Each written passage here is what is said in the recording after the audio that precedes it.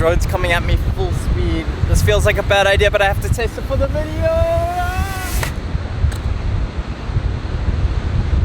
Not so bad. The Flip is DJI's latest drone in their sub 250 gram lineup, and this drone packs a ton of features in a small body for a surprisingly low price. So in this video, we're going to review all aspects of the drone and see how it compares to its closest competitor, the Mini 4 Pro. DJI obviously has a lot of folding drones already, but the design of the Flip is by far my favorite that they've ever done. And I'll show you how it works now. It's super easy. You literally just flip out the propellers like this and the drone will turn on. And then to put it away, it's just as easy. You just flip these in and the drone will turn itself off. I mean, it does not get easier than that. So there's about 4 different ways you can control this thing, and one of those is without a controller entirely. So once you unfold the arms, it's gonna turn itself on, and then you actually just click this little button here on the right with your finger to select which mode you want to use.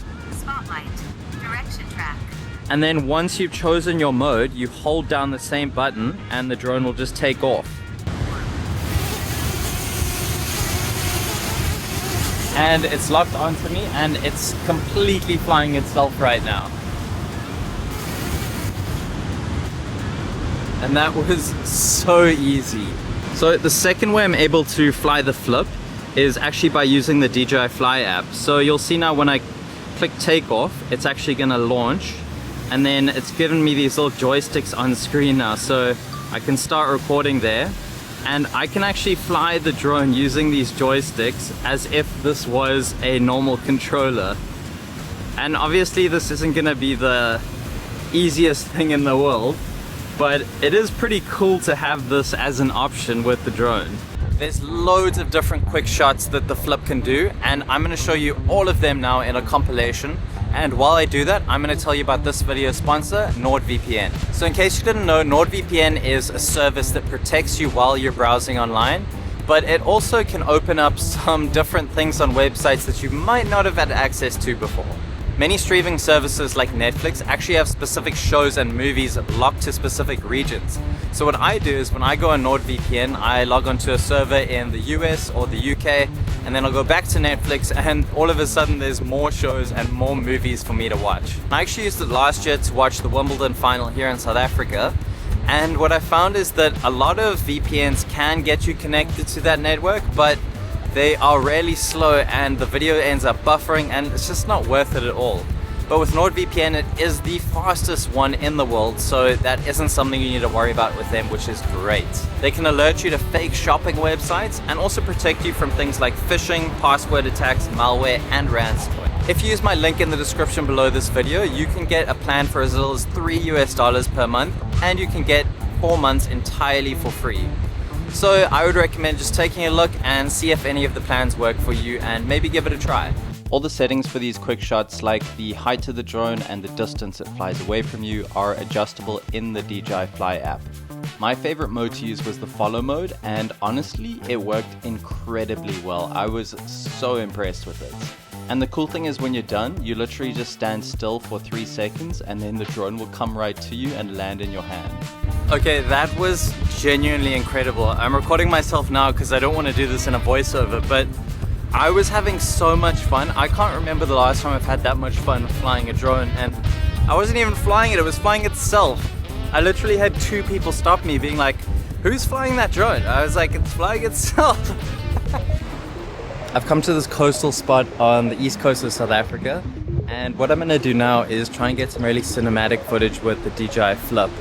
And I'm also going to recreate the exact same shots with the Mini 4 Pro so that we can test them side by side. You can obviously judge this footage for yourself, but I'm going to share with you my thoughts on both of these drones and how their cameras perform. For the record, all the comparison shots in this video were done with identical settings, and in this scenario we were using ISO 100 with 1/50th of a second shutter speed. Our sharpness was set to -2 with noise reduction set to 0, and they were both shot in D-Log M and color corrected to Rec 709. Firstly, you'll notice that the footage from both of these cameras looks amazing, and honestly you're gonna get an incredible image from both of these drones. I would be really hard pressed to find any camera quality differences between these two drones.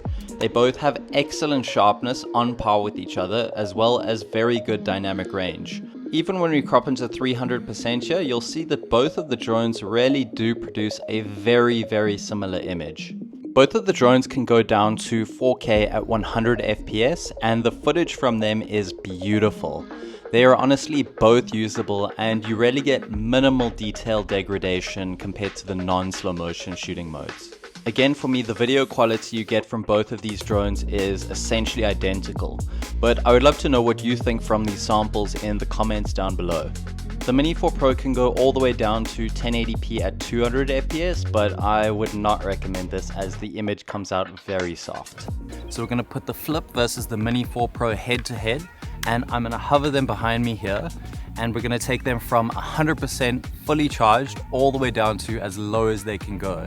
And both of these batteries are brand new with 0 cycles, so should be a pretty fair comparison. This battery comparison yielded some pretty fascinating results, which I'm going to get into now.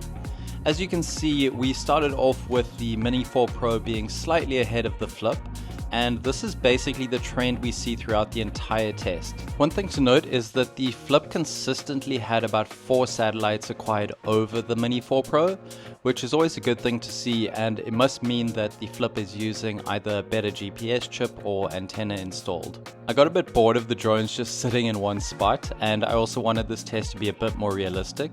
So I did a large loop with both drones just flying around the area, and this still followed the trend of the Mini 4 Pro being a few percentage points higher in battery life over the Flip. Now with the drones back and hovering, we just waited them to get to 0%, and when the Flip hit 0%, the Mini 4 Pro still had 6%. However, one thing I was really surprised by was that the Flip was able to remain in the air for an extra 2 minutes after it had gotten to 0%. I would never recommend going this low, but it's good to see that DJI did build in a good safety buffer into that battery percentage. The Mini 4 Pro was able to stay in the air for an extra 1.5 minutes after reaching the 0% mark. The Flip lasted 27 minutes and 28 seconds, and the Mini 4 Pro lasted 28 minutes and 3 seconds. So only a 35-second difference between the two. However, you can get a plus battery for the Mini 4 Pro, in which case you'd probably get about 36 minutes in this test. I brought the Flip down to my local beach to test out some more features like the hyperlapses, panoramas, and a low light comparison with the Mini 4 Pro.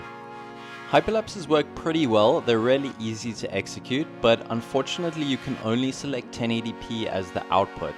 And on top of that, there's still only the option to do a 2-second interval, which is really frustrating because for the longest time I've wanted to do 1-second interval hyperlapses on DJI drones. If you take the time to stitch together the raw photos manually and stabilize, it does come out really cool though.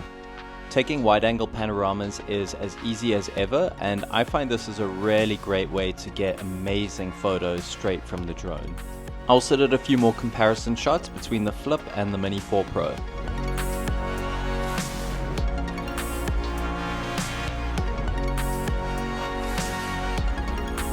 When it comes to low light performance, I ran both cameras at ISO 400 in darker conditions, but I didn't notice a massive difference between the two. Once again, the images look pretty equal to me in their quality.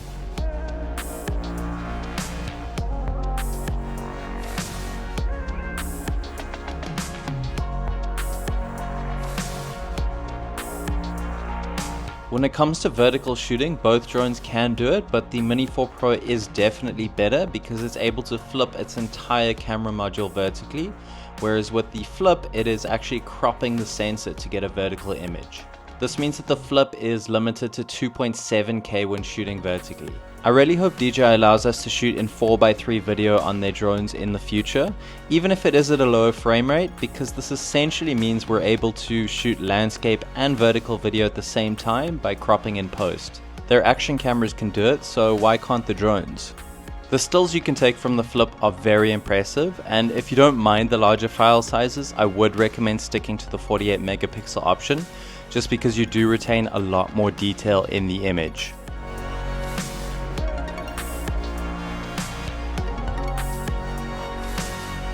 Now when it comes to top speeds and wind resistance, on paper the two drones are identical, However, in real life scenarios and testing them, I found that the Mini 4 Pro does definitely perform better in windy scenarios.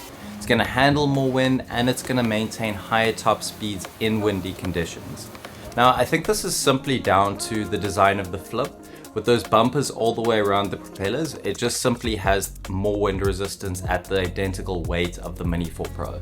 When it comes to obstacle avoidance, these drones are quite different. The Flip only has sensors on the front, however it is a LiDAR sensor, so it's going to work in much darker conditions, which is great. While as the Mini 4 Pro has omnidirectional obstacle avoidance in all directions. Having that 360-degree obstacle avoidance is a pretty big deal, especially if you're a bit of a nervous flyer. And it also gives you a feature which has become my favorite thing from new DJI drones. So what it does is it gives you a live preview in the bottom corner of the screen of what the obstacle avoidance cameras are seeing, which essentially means you can fly at high speeds backwards or sideways and still see what the drone is going to be flying towards. And I've used this to get some incredible shots in the past, flying in pretty risky conditions. When it comes to noise levels of these two drones, the Mini 4 Pro definitely does come out on top. It's definitely a bit quieter and the sound is a bit more pleasing.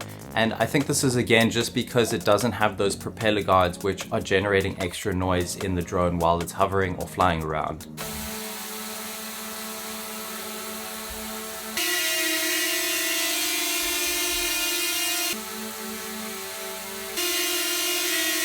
When it comes to size and weight, obviously the two drones both weigh 249 grams. However, the sizing is actually more different than you would think. Because of the Flip's design, it does take up a bit more space in a backpack or a bag. However, I think this is totally worth it just because of how nice that design is with the Flip and how easy it is to set up and pack away. When it comes to pricing of these two drones, things get really interesting. The Flip Fly More combo, which is what I would recommend you get if you pick up this drone, is going to retail for $780 US, whereas the Mini 4 Pro Fly More combo retails for $1,100 US, which is a pretty crazy difference considering how similar these two drones are across the board. And the Mini 4 Pro is going to cost you an extra $320. When it comes to which one you should choose to buy if you're considering between the two of them, if you already have the Mini 4 Pro, I don't really think there's any reason to upgrade unless you really value that experience of being able to fly without a controller entirely and also want to use all those quick shots, which granted are pretty cool. The enclosed propeller design of the Flip is going to be a pretty big selling point. To be honest, as a pilot of the drone, it does make you feel a lot more comfortable knowing that you're less likely to crash the drone if you bump into something. And also if you accidentally hit somebody for some reason, you're definitely not going to hurt them. And this also makes people standing by or watching feel more comfortable while you're flying the drone. If you're in the market for a new drone and are deciding between the Flip and the Mini 4 Pro, I would have to recommend the Flip over the Mini 4 Pro purely because of how big that price difference is. However, if you are really in need of that omnidirectional obstacle avoidance and better performance in wind, then I would go for the Mini 4 Pro instead, just because it will handle those situations a bit better. If you're looking to pick up either of these drones or any of the other things I've used in this video, then I'll put all the links to the best pricing I can find in the description below. Anyways, that's all from me. I hope you enjoyed that, and if you have any questions, please feel free to ask them in the comments section below and I'll try and answer them as best as I can. And also don't forget to be subscribed so you don't miss out on any of my videos in the future.